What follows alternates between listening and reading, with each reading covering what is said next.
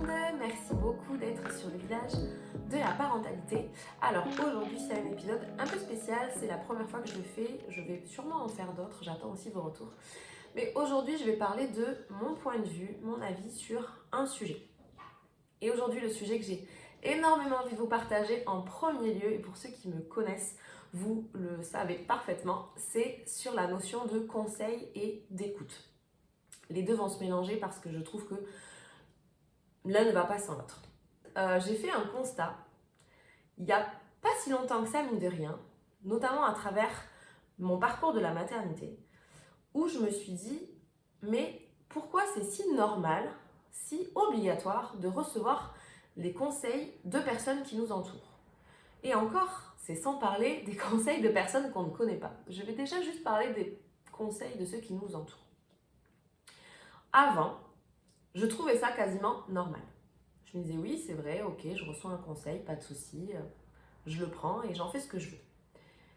Et puis la maternité est venue bouleverser tout ça, mine de rien. Notamment avec Anna, pour ceux qui connaissent un petit peu mon histoire. Notre histoire, ça a été très très compliqué. Aujourd'hui, ça va beaucoup mieux, même s'il y a encore des choses qui ne sont pas du tout évidentes. Et en fait, je me suis pris dans la tête, on s'est pris dans la tête avec mon chéri, des conseils de personnes qu'on connaît, que ce soit des amis ou de la famille. Et sur le moment, en fait, je ne comprenais pas. Parce que quand je discutais avec ces personnes-là, moi, mon but, c'était juste de pouvoir me déverser. De pouvoir dire, écoute, là, j'en peux plus, je suis fatiguée, j'en ai marre, etc., etc. Mais j'attendais pas derrière qu'on me dise, tu sais, moi j'ai fait comme ça, essaye de faire ci, c'est normal, c'est parce que tu es en train d'allaiter, c'est normal, c'est parce que ci, c'est parce que là. Et à un moment donné, j'ai explosé dans ma tête. Je me suis dit, mais en fait, stop, est-ce que c'est possible juste qu'on m'écoute, que je puisse me déverser, mais que derrière, je fasse aussi ce que je pense être le mieux pour mon enfant? Est-ce que ça, c'est possible? Tout en sachant que, dans la plupart des cas, il faut quand même savoir qu'un parent, qu'une maman, qu'un papa, quand on fait les choses pour notre enfant, on se renseigne. Chacun se renseigne où il a envie en fonction de ses aspirations, de ses croyances, mais on se renseigne un petit peu, ou du moins on regarde des choses, on écoute des choses. Donc on ne fait pas à l'aveuglette, c'est comme quand on donne à manger à son enfant, ben on ne va pas lui donner des croquettes pour chat. On sait à peu près vers quelle alimentation on se tourne. Est-ce que vous voyez un petit peu ce que je veux dire? Voilà. Donc, du coup, je me suis dit, pourquoi? Pourquoi est-ce qu'on se sent autant obligé de conseiller? Je ne comprends pas en fait. Je me suis fait la réflexion il y a quelques jours, où je me suis dit, quand même, c'est dingue. Parce qu'on vit dans une société où en plus de nous donner des conseils non sollicités, et je vais faire la nuance après, si on ne veut pas prendre ces conseils-là, on le prend mal. Là où les personnes en face se vexent, on ne nous parle plus, etc., etc. Et là, je me dis, mais c'est dingue d'en arriver là quand même. On part sur une base où une maman, un papa va se confier, bien sûr, je parle de parentalité, mais tout est transposable à n'importe quel sujet. Hein. Sa vie professionnelle, sa vie de couple, alors là c'est pareil, n'en parlons pas. Sa vie, si on veut des animaux, pas des animaux, etc. Si on veut des enfants, pas d'enfants, enfin, ça se transpose sur tous les sujets. Et quand on dit à la personne, bah écoute, oui, merci pour ton conseil, mais je le prends pas, et puis j'en voulais pas, tu sais, c'est-à-dire quand on est sincère, authentique, et bien, en général, on se prend une armada de réflexion au visage. Honnêtement, essayez de compter sur les doigts de votre main combien de personnes dans votre entourage vous pouvez dire avec honnêteté tout ce que vous pensez. C'est-à-dire que si la personne vous dit une remarque, un conseil ou quoi que ce soit, vous pouvez répondre à la personne avec le cœur. Écoute, là ce que tu dis, ça me plaît pas du tout, j'ai pas envie de le recevoir. Et que la personne derrière ne le prenne pas mal. C'est-à-dire dise oui, c'est vrai, tu as raison, là j'ai peut-être débordé ou je pensais pas que ça allait te faire mal, tu as raison, excuse-moi. Moi en tout cas, j'en ai pas tant que ça. Et je pense qu'on est nombreux dans ce cas-là. Et là, je me dis, mais quand même, il y a un souci. Donc, on est obligé de faire comme si, ah, merci pour le conseil, c'est génial. Alors qu'en fait, derrière, on se dit, mais j'en veux pas de ton conseil, je voulais juste que tu m'écoutes. C'est possible d'être écouté un minimum? en plus de nous donner des conseils qu'on ne sollicite pas, la personne derrière se vexe si on n'en veut pas. Parce que il faut savoir une chose, et c'est souvent ce qui m'est reproché aussi par ceux qui me connaissent, quand je leur dis, bah ouais, voilà, moi les conseils, en fait, je trouve pas ça approprié. Mais du coup, t'écoutes jamais personne, t'es hyper égocentrique, t'es centré que sur toi, etc., etc. Et puis c'est toujours bien d'écouter quand même les anciens, les ci, les là. Mais en fait, déjà ça, c'est une croyance de la société qui est bien ancrée depuis des décennies et des décennies. Pourquoi on devrait toujours écouter ceux qui ont vécu avant nous? En fait, on peut regarder leurs histoires, on peut entendre ce qu'ils ont à nous partager, mais c'est pas pour autant que leurs conseils prévalent sur tout le reste et sur ce qu'on fait. Ça, je suis pas du tout d'accord. Et c'est mon point de vue. Mais surtout, ce que je voulais dire, c'est que c'est pas pour autant que je refuse tous les conseils. J'ai mis une nuance entre les conseils non sollicités et les conseils sollicités. C'est quand même autre chose. Combien de fois je me suis dit, où j'ai dit à quelqu'un, écoute, voilà, là il m'arrive ça, ça, ça, qu'est-ce que tu aurais fait toi? Ça t'est déjà arrivé? Qu'est-ce que tu as fait? Qu'est-ce que tu en penses? Est-ce que tu n'as pas un petit tips à me donner? Et là, c'est une autre dynamique, on est dans une relation, dans un échange. Je demande quelque chose et la personne me le donne et me répond. Et là, le conseil, je le prends avec gratitude et bienveillance puisque je voulais d'un conseil. Mais quand j'en demande pas, quand je veux juste exposer mon quotidien, mon histoire, etc., mon ras-le-bol, tout ça, là, si je demande pas de conseil, je n'en veux pas. C'est aussi simple que ça. Je me suis fait une petite comparaison dans ma tête il y a quelques temps en voiture où je me suis dit, mais c'est un peu comme si, par exemple, on va dans une boulangerie. On y va, on veut du pain. Très bien. Bonjour madame, je voudrais une baguette. Oui, bien sûr, tenez une baguette. Merci, au revoir. Ok, je voulais une baguette, j'ai une baguette, très bien, je suis sortie. Deuxième point de vue, je rentre, je veux pas de baguette, j'aime pas le pain, je veux une chocolatine. Bonjour madame, je voudrais une chocolatine s'il vous plaît. Oui, bien sûr, voici votre chocolatine. Je vous donne aussi du pain parce que le pain c'est vraiment très bon pour la santé. Et puis mon pain il est vraiment excellent, donc prenez ce pain.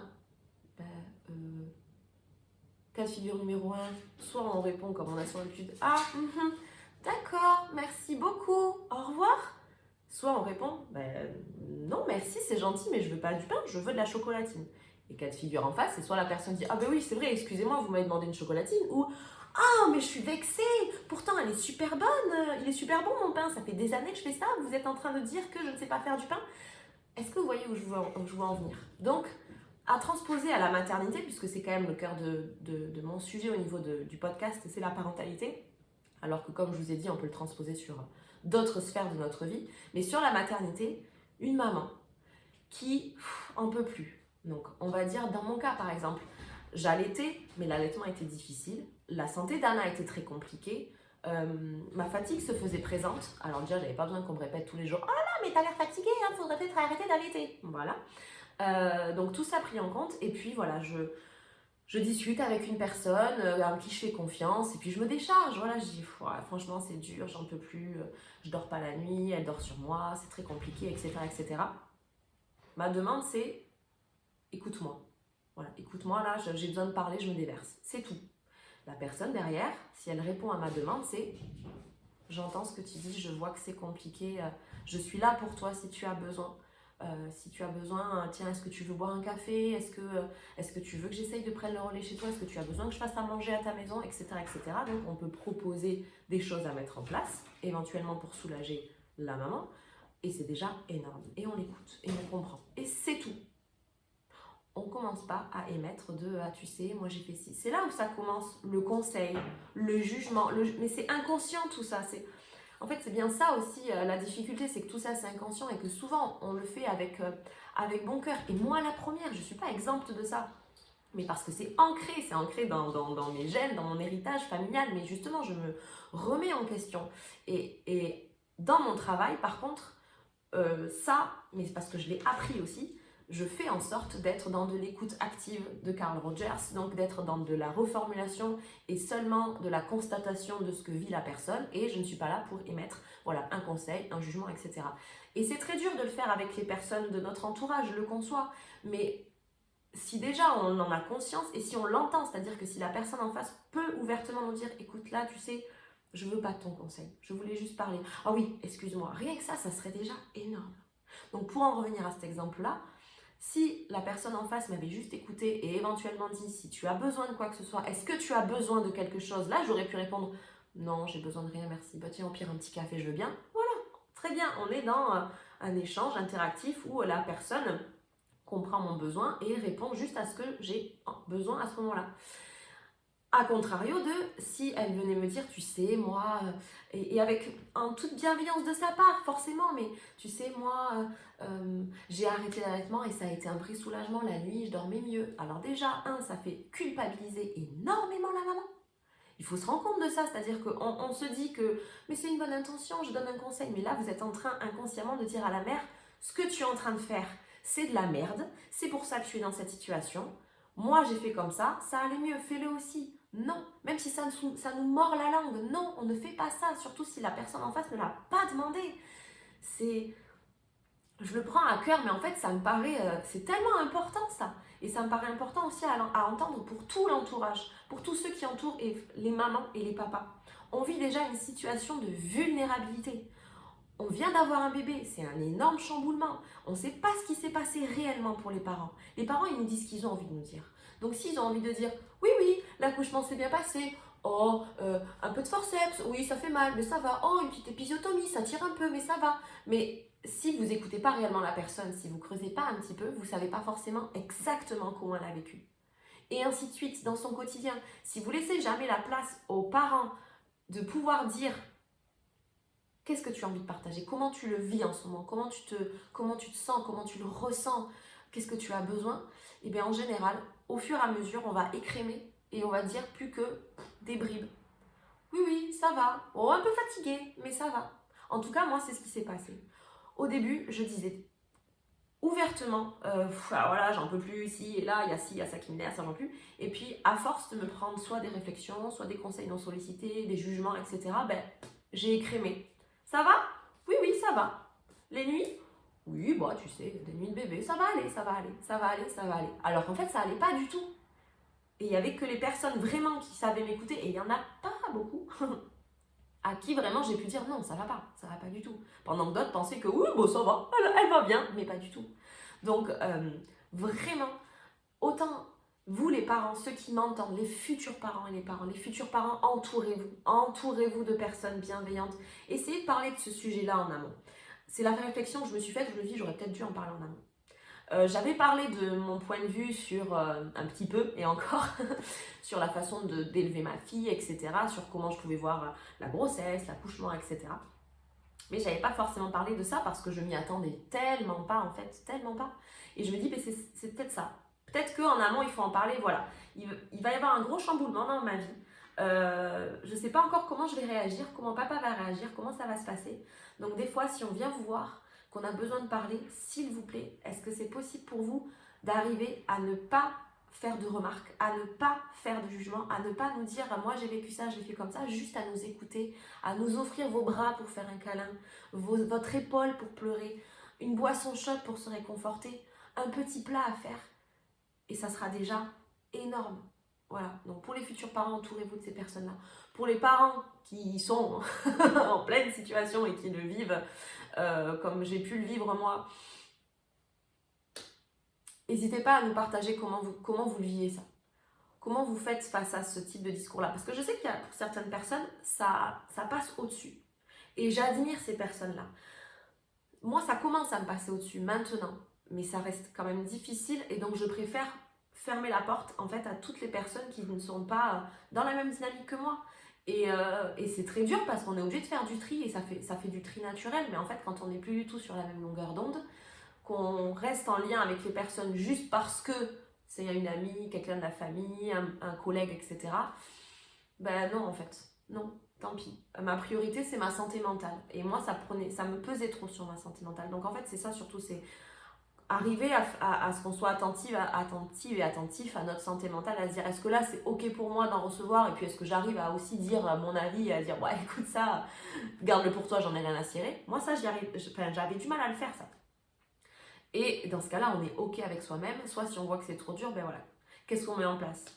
Dis-moi chérie, qu'est-ce que t'en penses toi, qu'est-ce qu'on fait? Voilà, essayer de se trouver des pistes, mais en tout cas que ça ne devienne pas quelque chose de plus lourd, parce que d'autant plus quand on est en situation de dépression postpartum, de burn-out maternel, parental, on ose encore moins le dire et c'est vraiment un cercle vicieux. On n'a pas besoin de ça, quoi. On a juste besoin d'être écouté. Et après, il ne faut pas s'étonner que du coup, tout ce qui est dépression et burn-out, on a du mal à parler à ceux qui nous entourent parce qu'on n'a pas envie de rajouter du jugement. Donc quand on sait déjà que ok, telle personne je peux pas lui dire, je sais déjà qu'elle va émettre tel jugement, celle-ci je peux pas non plus, bon ben en fait on se retrouve vite à qui je peux dire? Pas grand monde, voire pour certains personne. Et donc c'est comme ça que ça fait un cercle vicieux et qu'on est encore plus dans la dépression ou dans le burn-out et pour s'en sortir c'est difficile. Donc c'est à ça où il faut arriver à être le plus vigilant possible. Voilà, j'espère que ça vous a parlé. Si vous avez envie de m'exprimer votre opinion sur ce sujet, n'hésitez pas. Dans la bienveillance, c'est vraiment mon cheval de bataille, on va dire. On ne peut pas toujours être toujours dans la bienveillance, comme on ne peut pas être toujours dans la patience continue, etc. Mais avec des réseaux sociaux où on a le temps de se poser, d'écrire un commentaire et donc de réfléchir à ce qu'on va dire, pour moi là, j'estime que ne pas être bienveillant, c'est pas possible en fait. Parce que si on a envie d'écrire et qu'on est sous le coup de l'émotion ou quoi que ce soit, parce que ce qu'on a entendu, ça nous fait ressentir quelque chose, de la colère, etc. Et qu'on va avoir des mots qui dépassent notre pensée, on passe son ordinateur et on y répond plus tard. Donc si vous sentez que vous avez envie de vous acharner sur ce sujet, mais en mode méchamment, fermez votre ordinateur ou votre téléphone. Soit vous y répondrez plus tard, soit c'est pas grave, vous y répondrez pas. Merci beaucoup pour votre écoute. J'espère pouvoir vous mettre d'autres épisodes dans ce type-là. N'hésitez pas à me dire s'il y a des sujets sur lesquels vous avez envie que je puisse échanger. Je le ferai avec plaisir. Et si vous aussi, vous avez envie de prendre le micro et de parler soit d'un sujet qui vous tient à cœur, que vous avez pu vivre dans votre parentalité, dans votre maternité, n'hésitez pas à m'écrire sur ebam.accompagnement@gmail.com ou sur mon compte Instagram ebam.accompagnement. À bientôt!